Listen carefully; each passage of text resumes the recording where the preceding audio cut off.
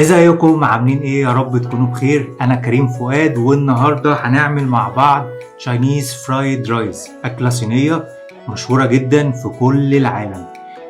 يلا بينا نشوف هنعمل ايه النهارده. وما تنسوش تعملوا لايك وشير للفيديو وتشتركوا في القناه.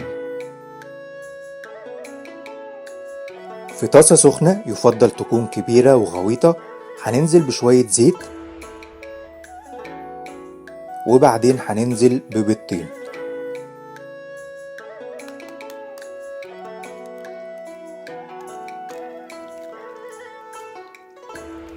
هنقلب كويس جدا،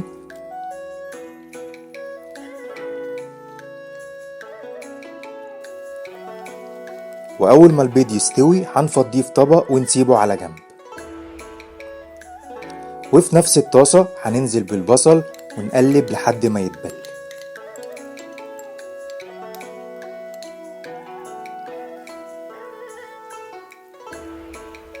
معانا كمان توم مفروم وجنزبيل مفروم، هننزل بيهم ونقلب لحد ما ريحتهم تبان، وبعدين هننزل بقطع من صدور الفراخ المخلية.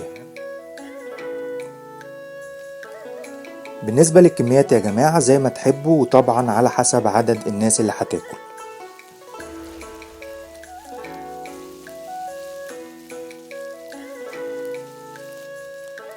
ده فلفل رومي أخضر،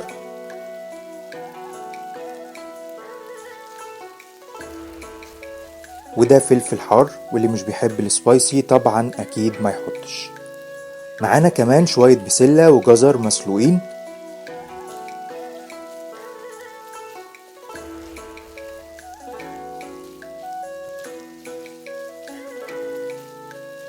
ودي قطعة هوت دوج أو سوسيس متقطعة مكعبات زي ما انتوا شايفين، وبتدي طعم خطير للوصفة.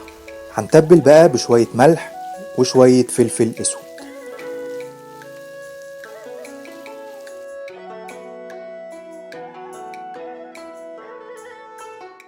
دي بقى أهم حاجة، الصويا صوص. هنحط شوية حلوين كده، حوالي ربع كوباية صغيرة، يعني حوالي 5 أو 6 معالق كبيرة. ومعانا كمان معلقة كبيرة من عسل النحل، وما تستغربوش وما تقلقوش خالص، بتاخد الطعم في حتة تانية. هنسيب الخلطة الخطيرة بتاعتنا دي تمتزج مع بعض كويس على النار، وبعدين هنضيف المكون الرئيسي بتاعنا اللي هو الرز. ده رز مستوي عادي كان بايت في التلاجة، والكمية برضو على حسب ما تحبوا. هنقلب الرز مع باقي المكونات كويس، وبعدين هننزل بالبيض المقلي اللي عملناه في الأول وسبناه على جنب. هنكمل تقليب،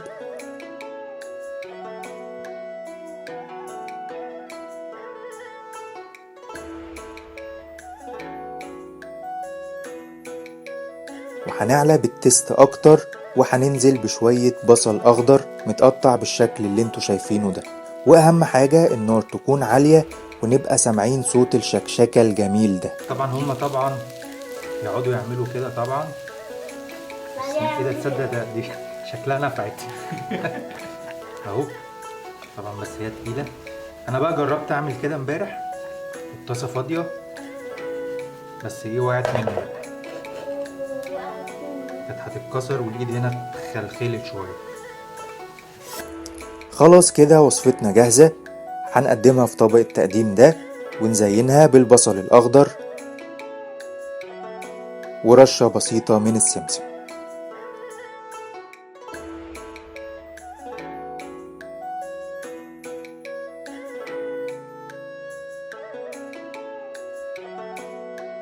ممكن برضو نقدم بطريقة تانية. أنا لقيت الطبق ده بالستايل الصيني. هنحط شوية رز في البولة دي ونقلبها بالشكل ده. وخلاص خلصنا، وصفتنا بقت جاهزة وهنجرب دلوقتي وهنقول رأينا. احنا طبعا قدمنا بطريقتين، قدمنا بالطريقة دي وقدمنا كمان بالطريقة دي. انا هجرب اول حاجة، هنجرب بدي، ربنا يستر بقى. معرفش اصلا بياكلوا الرز بيها ازاي. 2000 years later. يلا بسم الله. يعني شكلها جت أول مرة حظ. فالتانية طبعا الطريقة دي مش نافعة، فاحنا ايه هناكل بقى بايه بالشوكة، يبقى اتيكيت شوية. نحاول بقى نحط كل حاجة.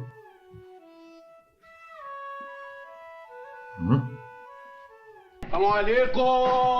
الثلاجة فيها مية، قال انا جعان قوي قوي. طعم طبعا حلو جدا. بالنسبة للبيض المقلي اللي احنا عملناه في الأول، ممكن يكون مختلف على الثقافات بتاعتنا، بس بجد مش باين خالص طعمه مع الخضار مع الثوم مع الجنزبيل مع كل الحاجات اللي احنا حطيناها.